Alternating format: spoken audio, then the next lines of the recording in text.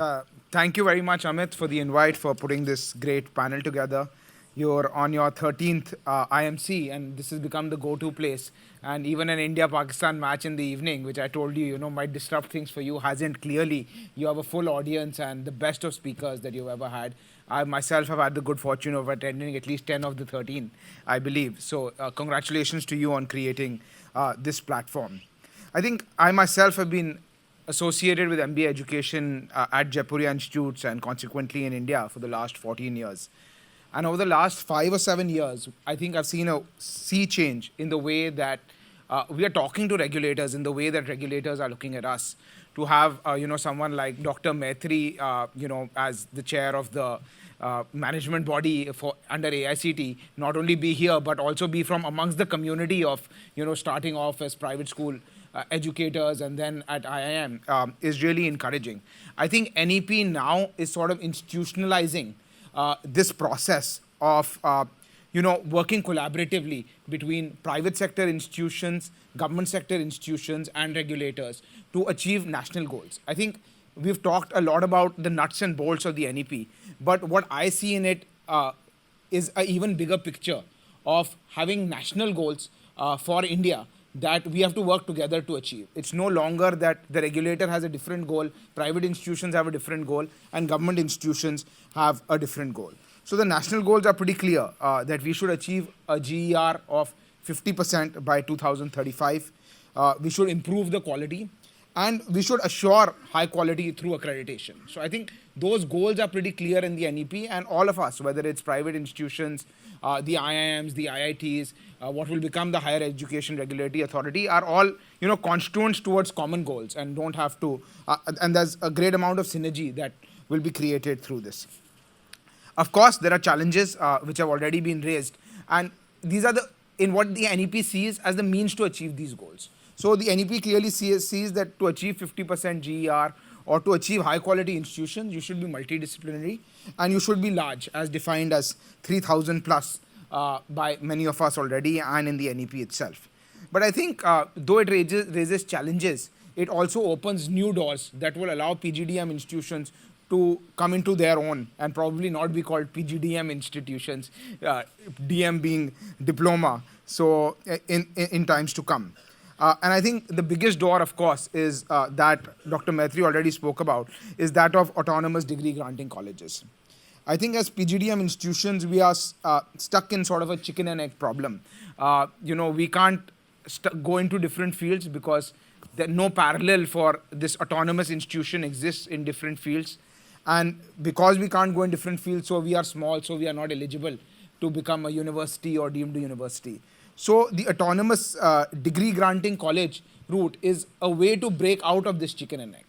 And it's a great stepping stone to whatever else the institution may decide to do in the future. If I quote directly from the NEP, it says higher educational institutions will have the autonomy and freedom to move gradually from one category to another based on their plans, actions, and effectiveness.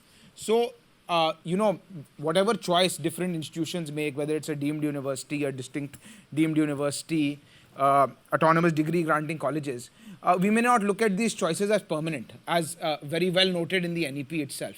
But the autonomous degree granting college route definitely provides a great stepping stone, especially in the context of most PGDM institutions, to break out of this chicken and egg problem of being single disciplinary and small.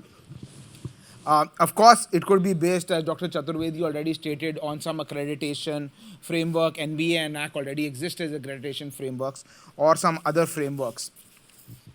I think the second opportunity is on consolidation of institutions.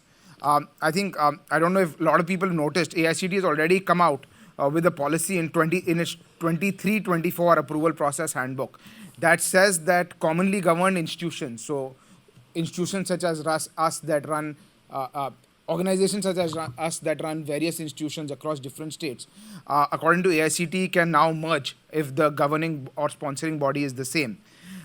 Earlier, this was only allowed if they were in the same city, not even in the same state.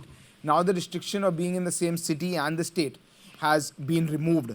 Of course, we are looking forward to further guidelines on, how these institutions would be regulated.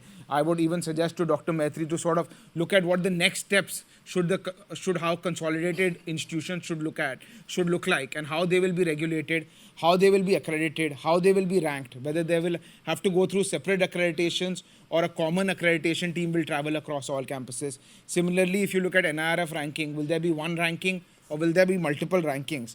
But I think the door has been opened to create these geographically dispersed clusters, which I think is, great forward thinking. It breaks this thought that clusters need to be so closely geographically linked to each other in a world where travel is so easy, in a world where communication is so easy, and in a world where through video, we are communicating with the rest of the world. We are saying online MBA is as good when counting to 3,000 as any other kind of MBA. So AICTE has already taken these steps, and it's about, formalizing or taking the next steps towards making sure that during implementation, there are not major issues.